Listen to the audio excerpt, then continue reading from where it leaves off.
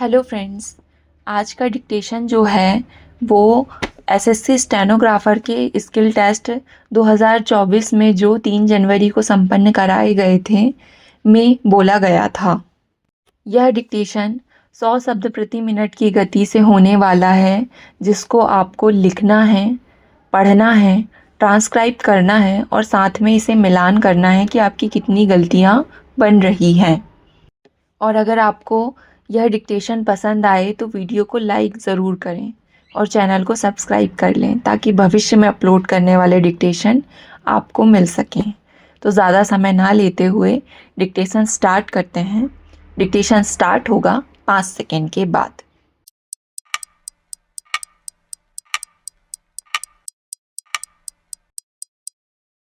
Start. माननीय सदस्य, मुझे वर्ष 2011 के लिए पंचायती राज संस्थाओं को प्रदान किए जाने वाले निर्मल ग्राम पुरस्कार समारोह में उपस्थित होकर बहुत खुशी हो रही है। पूरे देश में 2800 से अधिक ग्राम पंचायतों, 25 विकास खंडों तथा 3 जिलों ने संपूर्ण स्वच्छता अभियान के लक्ष्यों को प्राप्त कर लिया है। मैं आप सभी को बधाई देती हूँ। यह ग्रामीण क्षेत्रों में स्वच्छता सुविधा में बढ़ोतरी की सफलता का प्रतीक है तथा इससे यह पता चलता है कि संपूर्ण स्वच्छता अभियान एक जन आंदोलन बन चुका है। स्वच्छता सुविधा की प्राप्ति एक बुनियादी मानवीय ज़रूरत है तथा एक घोषित लक्ष्य है। पेयजल तथा स्वच्छता के बारे में यूनिसेफ 2012 की एक विज्ञप्ति में बताया गया है कि वर्ष 1990 से 2010 के बीच 1.8 बिलियन लोगों को बेहतर स्वच्छता सुविधाएं प्राप्त हुई है, परंतु विश्व में अभी भी 2.5 बिलियन लोगों को यह बेहतर सुविधा उपलब्ध कराई जानी बाकी है। इसमें उल्लेख है कि जिन लोगों को यह बेहतर सुविधा प्राप्त हुई है उनमें 10 में से 4 व्यक्ति भारत अथवा चीन में रहते हैं, परंतु बेहतर स्वच्छता सुविधा से वंचित 2.5 बिलियन लोगों में से बड़ी संख्या अभी भी इन देशों में रहती है। वर्ष 2011 की घरेलू जनगणना के आंकड़े दिखाते हैं कि भारत में 47% घरों में 4 दीवारी के अंदर ही शौचालय मौजूद हैं। इसमें पहले के मुकाबले 11% का सुधार हुआ है। अतः हमारे सामने एक विशाल लक्ष्य है। स्वच्छता और बेहतर साफ सफाई की आदत लोगों के जीवन की गुणवत्ता को दर्शाती है, जो कि किसी भी राष्ट्र की सामाजिक मापदंडों के निर्धारक तत्व हैं। ग्रामीण इलाकों में स्वच्छता की कमी बाल और प्रौढ़ मृत्यु दर और अस्वस्थता का एक प्रमुख कारण है।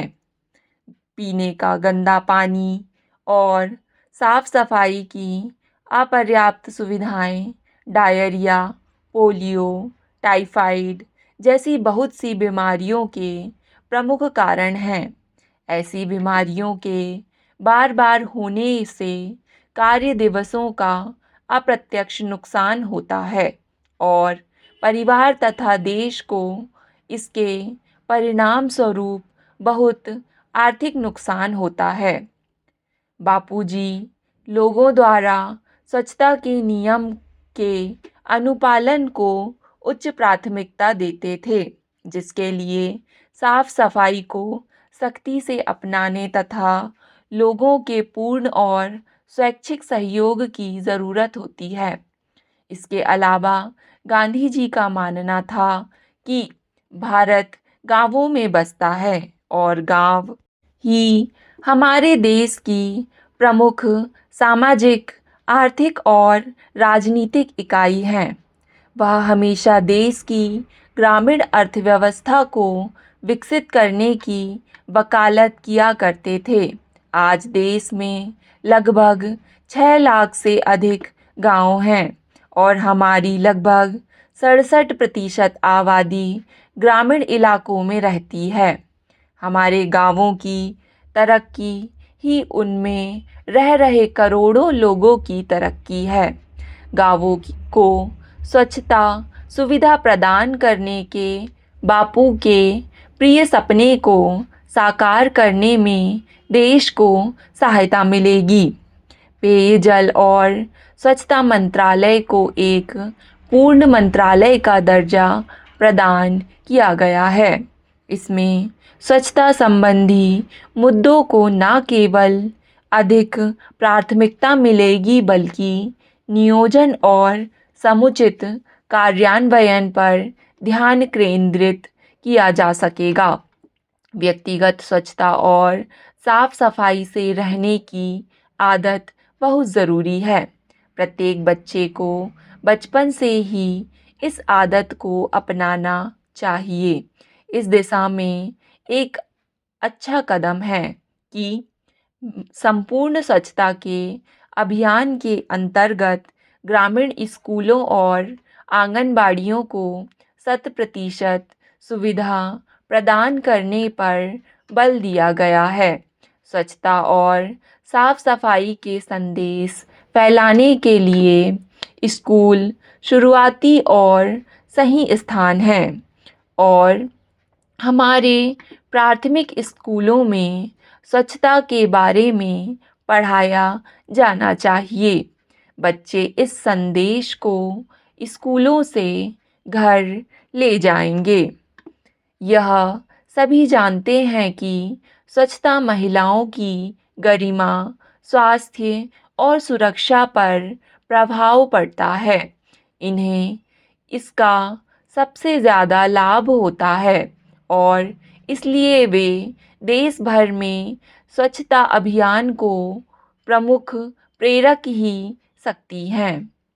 इस अभियान में उनकी भागीदारी से बहुत सी उपलब्धियां सामने आई हैं और इससे स्वच्छता अभियान पूरी तरह कामयाब हो पाएगा।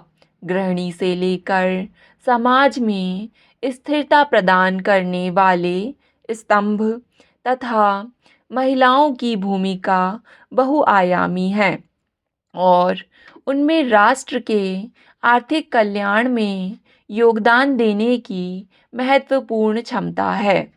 ग्रामीण भारत के स्वरूप को बदलने में उनकी बहुत बड़ी भूमिका हो सकती है।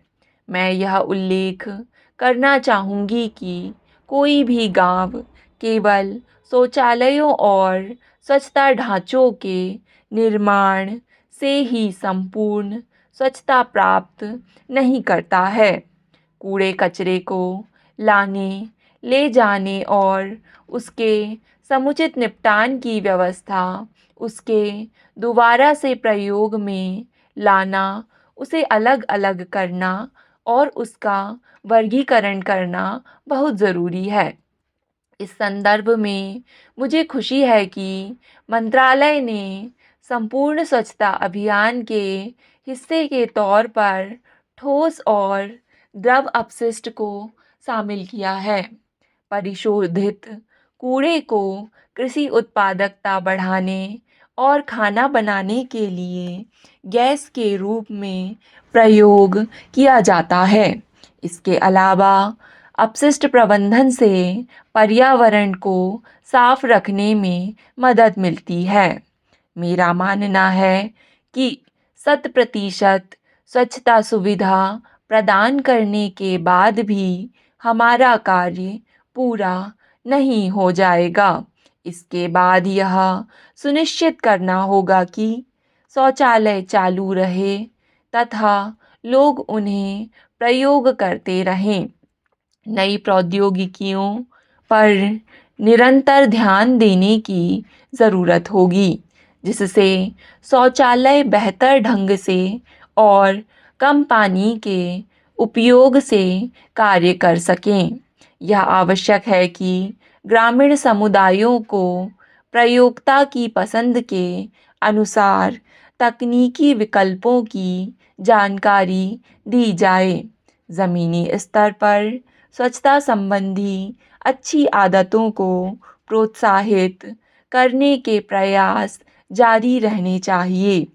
संपूर्ण स्वच्छता अभियान जैसे कार्यक्रमों की सफलता के लिए भागीदारों और संस्थाओं, विशेषकर ग्राम पंचायतों में व्यापक जागरूकता फैलाना तथा उनकी क्षमता में वृद्धि करना ज़रूरी है। स्टॉप।